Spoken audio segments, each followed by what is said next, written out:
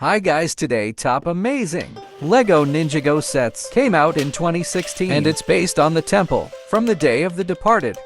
So the main feature of the set is the Ajitsu function, where they can be launched to find Master Yang, which is quite cool, and I think the minifigures in this set quite good. With Ajitsu Nia, Ajitsu Lloyd, and Master Yang, I do think they could have included one or two more ghost students, as we see quite a few attack hole in the episode. The main thing you're paying for in this is the temple, which just look quite nice from the front. But where's the interior? There's just a small weapon rack off to the right. And I think that's it. At the 9th spot, it's quite recent set, which is Source Transforming Mech Bike, which is 384 pieces and cost $48. It just doesn't work as a mech, with the front wheels sticking out, and then it has two small arms with stud shooters. And I'd imagine that the possibility wouldn't be great for this set. Now as a bike, I think it does look a bit better. I wish they would have focused on making this a really good bike or a really good mech instead of adding the transforming feature. For the bad guy, they included the little fly, which doesn't look very intimidating, to be honest. Looks like it has quite a lot of firepower with the 4 statuators. And for the minifigures, I actually think they are pretty good with Aaron, wrapped in Sora. And they also included the small dragon, and number 8 is the infamous vampire neck, which is 255 pieces, and it came out back in 2012. The body and the legs look like a regular neck, and then you have the snake tail added onto the back, and the giant snake head added onto the front as well, which looks a little strange. There's one spot for minifigure with a roll cage and some control sticks and hands that can open or close, so it can pick up a minifigure or two. Other than that, it doesn't really have any missiles or stash users.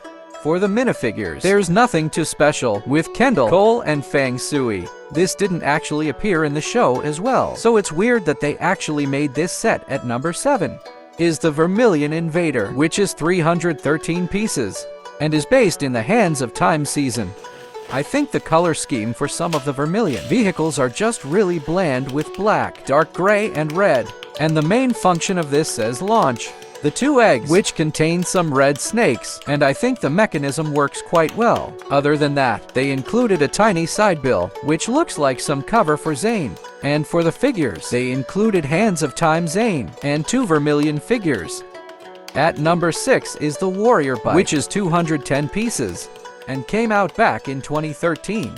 I think the color scheme is much better in this set, with more red, and they added a bit of green in as well. This is quite a big bike for one minifigure, and the exposed Technic hold stand out. I think they could have fixed that with some Technic pins and some tiles. They also included a play feature, which is the Flick-Fi missile shooter, which is a nice addition.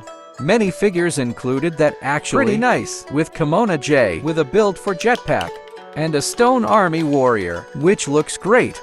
At number 5 is a Skull Motorbike, which comes with 157 pieces. And this was one of the first Ninjago sets ever made. I'm not really a fan of the big bikes because it looks a bit weird with a regular minifigure riding them. As for the design, I like the face of the front, the bones to the wheel cover, and the flames coming out the back. And they also included Chop Off, which is an okay figure, and I do like the design for Og. From the original wave, I do think this is one of the more forgettable skulking vehicles, though at no. 4 is the Cryptorium Prison Breakout, which has 207 pieces and represents a scene from the Skybound season.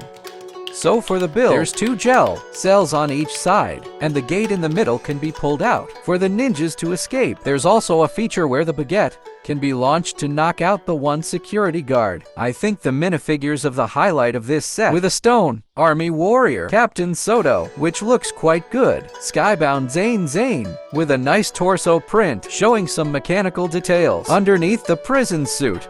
At number 3, it's a Chop Off Spinner, which has 20 pieces and came out back in 2011. Imagine visiting the LEGO store back in the day and then coming to the Ninjago section and choosing this spinner over the Lord Garmadon spinner or the Zane DX spinner. You got a basic black spinner in this set, some playing cards, and a couple of basic weapons. As for the minifigures, just a regular Skulkin soldier And number 2 is the final flight of the Destiny's Bounty. Like, what is this set? This is definitely the worst Destiny's Bounty they've ever made. So you have half of the dragon head stuck on a block. They used around 3 pieces for the sail. You have the engines with a sword sticking out the back and an exposed Technic pin on the front. And then they built up a doorway to the back, but there's nothing back there. As for the other builds, there's a small prison with 2 gel cells. And the last build is one of the weirdest looking dragons. For the minifigures, they just included 3 legacy ninjas, which are Jay, Zane, and Kai. And they included the regular ghost figures well. And on top of all of that, you had to pay $40 to buy this set, which is insane. Okay, and the worst Lego Ninjago set of all time is Kai's Fire Dragon. What is this monstrosity right here? I can't believe people would actually pay money for this set. It's got 2 dinosaur legs, a body with a sea fur figure, and some weird looking wings and a tail. The head is way too big for the size of the dragon as well. Okay, the other building. This says quite simple, but doesn't look too bad. And it's a shrine for the golden sword with some portraits on each side for some more detail. The minifigures in this set, so boring as well. They included Garmadon without the other 2 arms, and Legacy Kai, which has been included in hundreds of sets. At this point,